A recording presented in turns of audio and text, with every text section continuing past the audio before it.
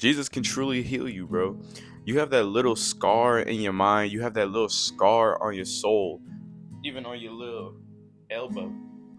And you try to get a little band-aid to cover up the wound when God can cover and heal that wound, right? You won't see the scars anymore. You won't feel the hurt anymore. That's the difference between this world and God. The world is going to tell you to cover up your problems, right? They're going to say, oh yeah, let's address it, right? Go to a psychologist, but they cannot fully heal you of that problem, right? God can heal you of that problem, right? There are many examples of Jesus healing in the Bible. We can come from Matthew chapter 15, verse 29 through 39, where basically Jesus has returned to the Sea of Galilee, right? And he's climbing a hill, he's sitting down, and approaching him is a vast number of people who are dealing with various issues, right? Mainly physical issues, right? Whether it's them being lame, blind, not being able to see, crippled, not being able to use their legs, arms, being able to speak, and many others, right? Name one in the comment section down below. Jesus healed them all. Think about that. The crowd was amazed, right? Think of the woman who had leprosy, right? Just with the touch of the palm, right? Just a touch of a palm, she was healed from leprosy, right? Leprosy, as you know, is a skin disease, right? And she was healed from it. So those who hadn't been able to speak now were able to talk, right? The crippled were made well. The lame were walking again, and the blind could see again. And they all praised the God of Israel. So think about this. Through those things, these people learned who Jesus really was, right? What he really stood for, what he really meant to the people. But not only did he heal them, right, of their physicals. Think about this. The situation where there was over 4,000 people who needed to be fed, right? And, it's in the same chapter and same verse, connotations, right? 7 loaves of bread and a few small fish, right? Think about it. If you had to feed 4,000 people of a community, 4,000 souls, right? And you went out here and you only had 7 loaves and a couple things of bread, or a few. How would you handle it? What would you do, right? But then let's see what Jesus does, right? So he told the people to sit down, and he was able to distribute it to 4,000 people, just like that. The power of God, the power of Jesus is so strong. Let me set the record straight with you, bro. I'm gonna keep it real with you.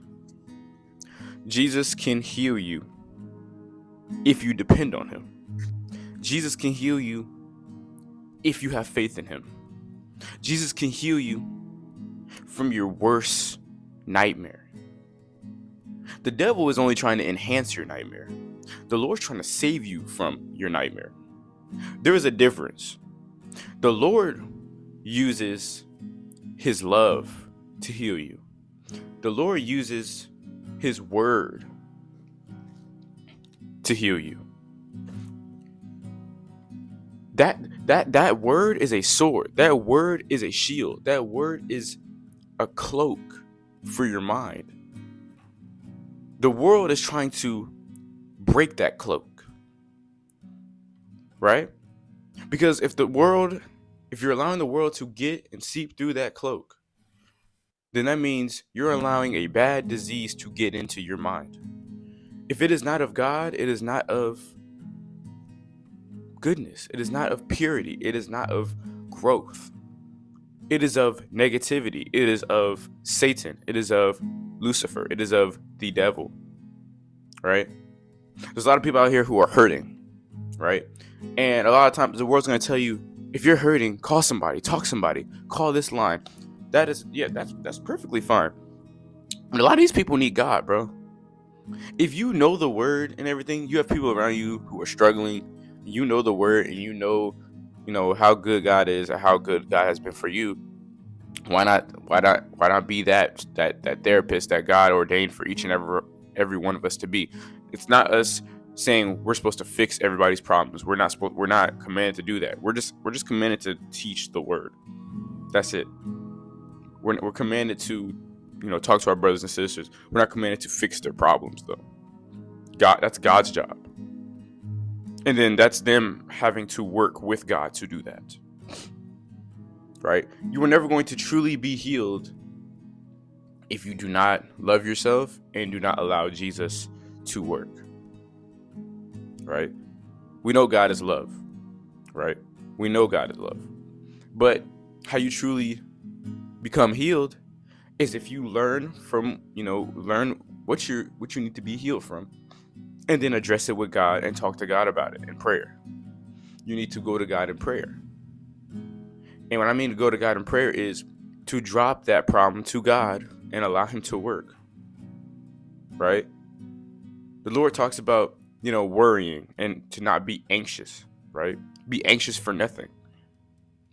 A problem that you cannot physically fix, you have no control of, do not be anxious about it. Do not be scared about it. Do not be, hesitant to, do anything, right?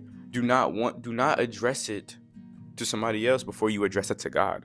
Because at the end of the day, it's you, your soul, and God. It's you and God. Not your parents and God.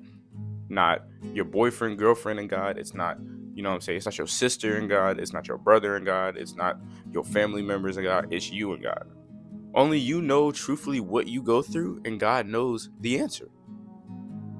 So this is what I'm going to tell you. God, number one, can address it. You address it with God. Number two, right? You pray to God about it. Number three, you get in your word, because a lot of times we don't realize we may just turn to a random verse, right? We got the internet now. You can look up a verse about maybe something you're going through. You can read it and it'll give you an answer. But hold on, maybe you won't get an answer. So number four is that you're patient, right? That you're patient for God's answer. Because a lot of times we want to rush and we feel like we need an answer now, right? We feel like we need an answer now when that's just not the case. Look, if you didn't learn anything else from this video, is that Jesus saved a lot of people from their wrongdoings. God saved a lot of people from their many sins. God saved these people from, torment. God saved a lot of people just based on his son's sacrifice. He saved you and I just based on his son's sacrifice. And if you think he can't do it again, then you're wrong. I need you to look at yourself in the mirror, right? When you wake up, you get up, or at any part of the day, you get up and you look and talk to God about your problems, because healing doesn't start from just yourself. Healing starts with God, right? Healing does not start. Yes, you could talk to your friends, close friends, whoever case may be, but they're only going to know so much. God knows the future. God knows the answer. So if you're questioning on who to talk to, that's who you should talk to heal your problems. But I hope you enjoyed this video. Hope you learned something. Make sure, if you're new, subscribe to the channel. Link in the description is the Discord. Thank you for watching. Comment down below. If you've reached to this point, comment down below. You're a struggle, and I'm gonna address it and answer comments today. So I'm gonna start looking at the comments, because y'all be like, oh, Draco doesn't look at the comments. He never responds. Yeah, I know. It may seem like that. I read the comments, but yeah, y'all comment down below. Thank you for watching, and as always, God bless.